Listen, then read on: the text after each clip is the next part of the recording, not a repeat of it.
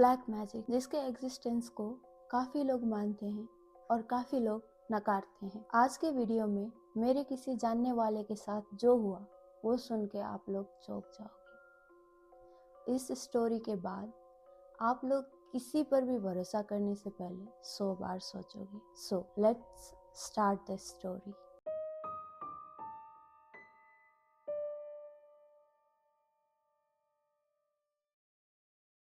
ये स्टोरी हमें निखिल ने भेजी।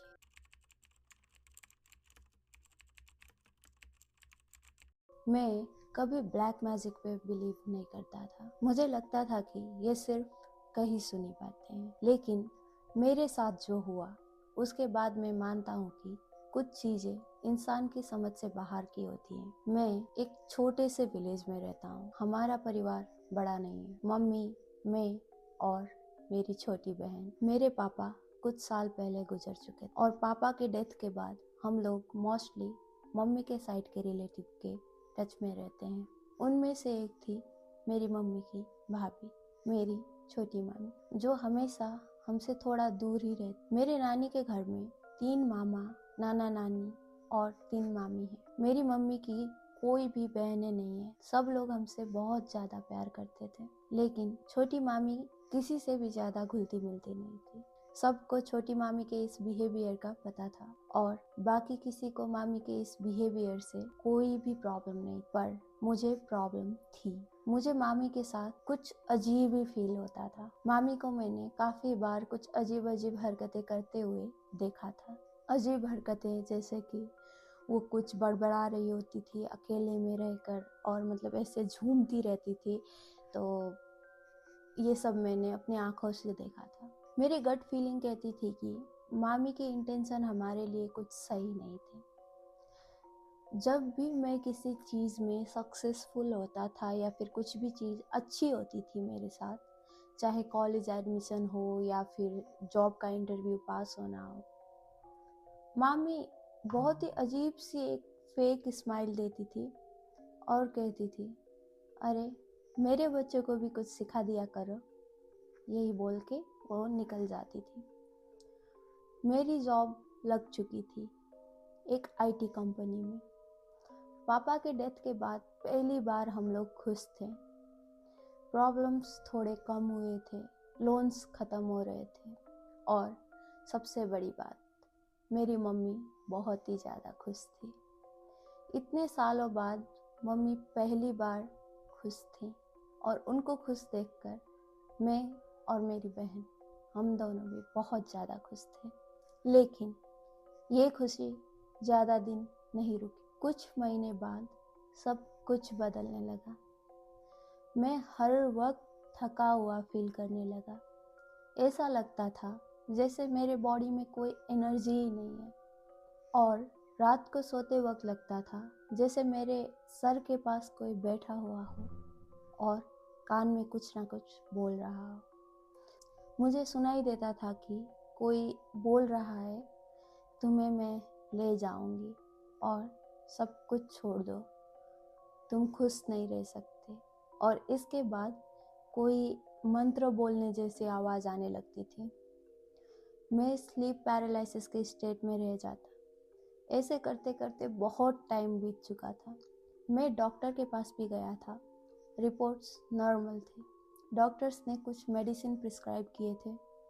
मैं मेडिसिन भी ले रहा था, पर कुछ ठीक नहीं हो रहा था। अब ये सब स्ट्रेस मेरे फेस पर विजिबल था। डार्क सर्कल और weight loss. 15 KG weight loss हो चुका था मेरा कुछ ही महीनों में।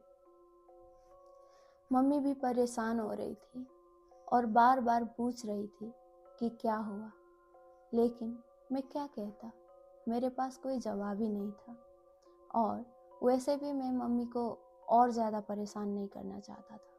उन्होंने बहुत परेशानी झेली थी पापा के गुजर जाने के बाद। एक रात डर की वजह से मैंने बिस्तर गीला कर दिया था। मैं उठा और मुझे खुद को देखकर शर्म आ रही थी।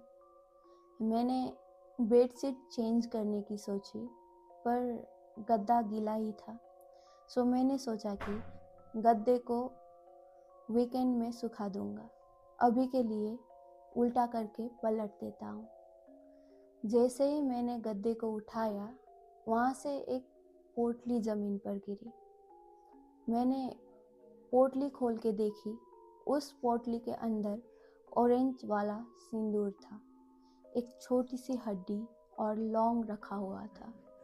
मैं बहुत ही ज़्यादा डर गया और मैंने उस पोटली को ड्रॉअर में रख दिया। मन ही मन बजरंगबली का नाम लेके मैं फिर से गद्दा पलटने लगा। वहाँ पर मेरे बेड पे बहुत सारा मिट्टी था और लौंग भी। मैं बहुत ही ज़्यादा डर चुका था। फिर भी मैंने नकारने की कोशिश की और मैं नकार ही रहा था कि ये सब सच नहीं हो सकता या फिर कुछ होगा। जो भी रियलिटी एकदम क्लियर थी, मैं उससे भागने की कोशिश कर रहा था। और सबसे बड़ी बात, मैं अपनी मम्मी को इन सब चीज़ों से दूर रखना चाहता था।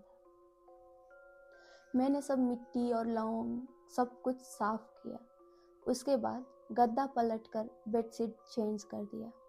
उसके बाद गंदा बेडशीट जो था उसको धोकर सुखा दिया। मैं मम्मी के रूम में चला गया और उनके रूम में जाकर उनके साइड में लेट गया। उस रात मुझे नींद ही नहीं आई। अगले दिन सुबह मेरे कपड़ों से एक अजीब सी स्मेल आ रही थी, रॉ मांस जैसी। मम्मी ने मुझे उठाया और बोली कि ये स्मेल तो जब तुम्हारे पापा बीमार थे तब भी आती थी। तुम्हें कुछ एलर्जी हुई है या फिर तुम बीमार हो? तो मैं बहुत ज़्यादा सहम चुका था। मुझे लग रहा था कि कुछ बहुत ही ज़्यादा गलत हो रहा है। मुझे लगा कि अब ये बात मम्मी को बतानी ही पड़ेगी। मैंने मम्मी को शुरू से ही सब कुछ एक्सप्लेन किया और मम्मी रोने लग गई। उन्होंने कहा कि पापा की डेथ से पहले भी ऐसा ही कुछ हुआ था। तब मैं बाहर सिटी में रहकर पढ़ता था, इसलिए मुझे किसी ने ज़्यादा कुछ बताया ही नहीं था। मैंने इसी बीच मम्मी को छोटी मामी के बारे में अपना शक भी बता दिया था और मम्मी से कहा था कि नानी घर में किसी को कुछ मत शेयर करना। मैं इन सब बातों से बहुत ही ज़्यादा डिस्टर्ब हो चुका था। मैं उठकर कुछ खाए पिए बिना ही ऑफिस के लिए निकला। मम्मी ने मेरी दादी को कांटेक्ट किया और सब कुछ बताया और दादी ने ताऊजी को बताया। उसके बाद कहीं से तो उन्हें एक सिद्ध बाबा का पता चला। मम्मी, मैं और मेरी बहन सीधा उन बाबा जी के पास चले गए। उन्होंने मुझे देखते ही कहा, तुझ पर किसी ने मारण क्रिया करी है। इससे पहले तुझ पर स्तंभन क्रिया भी हो चुकी है। मैं इस चीज़ को अभी भी डिनाई करना चाहता था। तभी वो बाबा बोले, अभी भी भरोसा नहीं कर पा रहा है इन चीज़ों पर? मैं ऐसे ही तेरा उतारा नहीं करूँगा, पहले तुझे भरोसा दिलाऊंगा।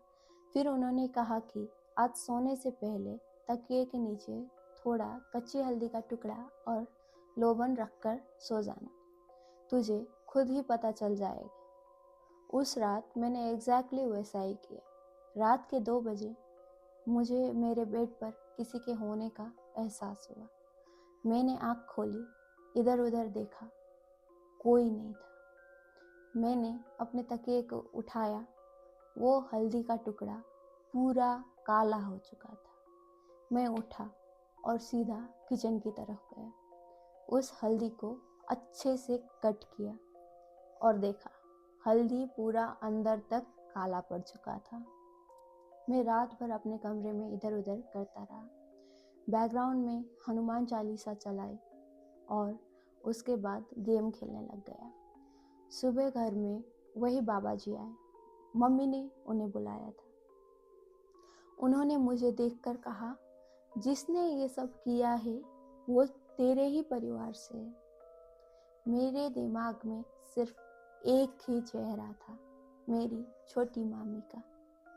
बाबा जी ने एक ऐसी बात हाईलाइट की जो उन्हें किसी ने नहीं बताया था और हम इस बारे में सोच ही नहीं रहे थे।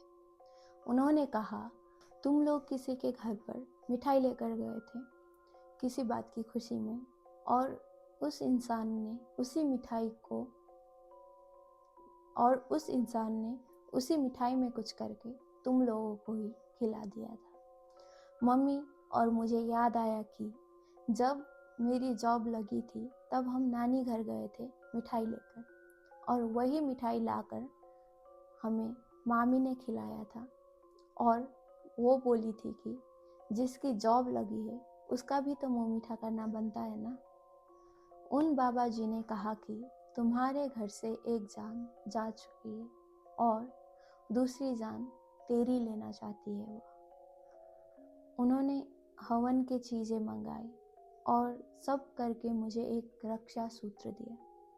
उन्होंने घर में एक दिए को बिना बुझे 3 दिन तक जलाए रखने को कहा था। हवन 3 दिन तक चला था। उन्होंने घर को कील दिया था और मम्मी से कहा था कि सुबह गौमूत्र और गंगा जल से पूरे घर को साफ करना और गंगा जल और गौमूत्र मिक्स करके छिड़क देना हर जगह पर। उसके बाद धीरे धीरे मेरी तबीयत नॉर्मल होने लगी थी, पर एक बात सबसे ज़्यादा शॉकिंग थी। हवन के तीसरे दिन पर हमें उस अग्नि कुंड से, हवन कुंड से किसी औरत के चीखने की आवाज़ सुनाई दी थी जब बाबा जी मंत्र बोल रहे थे। और उसी शाम को हमें खबर मिली थी कि छोटी मामी को स्ट्रोक आ गया है। तब से वो आज तक बेड पर ही है। आज भी जब हम उनसे मिलने जाते हैं तब वो मुझे देखती हैं अपनी खाली आंखों से। वो पूरी तरह से पैरालाइज्ड है, पर फिर भी उनकी आंखों में मेरे लिए नफरत साफ साफ दिखाई देती है। उनके फेस पर कोई रिएक्शन नहीं होता, लेकिन उनकी आंखें गुस्से से लाल हो जाती है मुझे देखते ही। उन बाबा ने कहा था कि जो कोई भी काले जादू का सहारा लेता है, आखिर में नुकसान उसी इंसान का होता है। शायद वो सही कह रहे थे।